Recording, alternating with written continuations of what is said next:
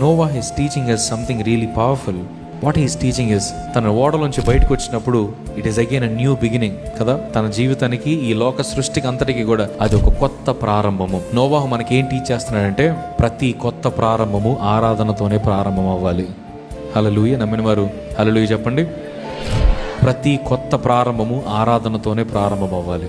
నోవాహు అదే నేర్పిస్తున్నాడు మనకి. మా జీవితంలో ఏదైనా కొత్త బిజినెస్ పెట్టాము, లేదా కొత్త ప్రదేశానికి వెళ్ళాము, కొత్త హాస్టల్లో జాయిన్ అయ్యాము, కాలేజ్కి వెళ్ళాము, లేదంటే ఆఫీస్కి వెళ్ళాము, లేదా వివాహం చేసుకున్నాము. మన లైఫ్లో ఏది ప్రారంభించినప్పటికీ కూడా టెన్షన్తో ప్రారంభం అవుద్ది, భయంతో ప్రారంభం అవుద్ది, దేవుని సన్నిధిలో ప్రార్థనతో ప్రారంభమైంది. అయ్యా ఇది చెయ్యి, అయ్యా ఇది చెయ్యి అని దేవుని అడుగుతూ ఉంటాము. కానీ నోవాహు మనకి నేర్పించింది ఏంటంటే, ఇదిగో నీ జీవితంలో ప్రారంభమయ్యే ప్రతి కొత్త ప్రారంభానికి ఆరాధనే పునాది అయి ఉండాలి. హల్లెలూయా. అక్కడ దేవుడు నోవాహుకి చెప్పాడా, నువ్వు బయటకు వచ్చిన వెంటనే నువ్వు బలిపీఠాన్ని కట్టి ఒక శ్రేష్టమైన బలి అర్పణ.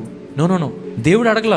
నోవాహే కృతజ్ఞతతో ఆ బలిపీఠాన్ని కట్టి బలిని అర్పించాడు. The worship should never be forced. ఆరాధన అనేది ఎప్పుడు బలవంతంగా చేయించేది కాదు. అది హృదయపూర్వకంగా, న్యాచురల్ గా మనలోంచి బయటికి రావాల్సిన ఆరాధన అది.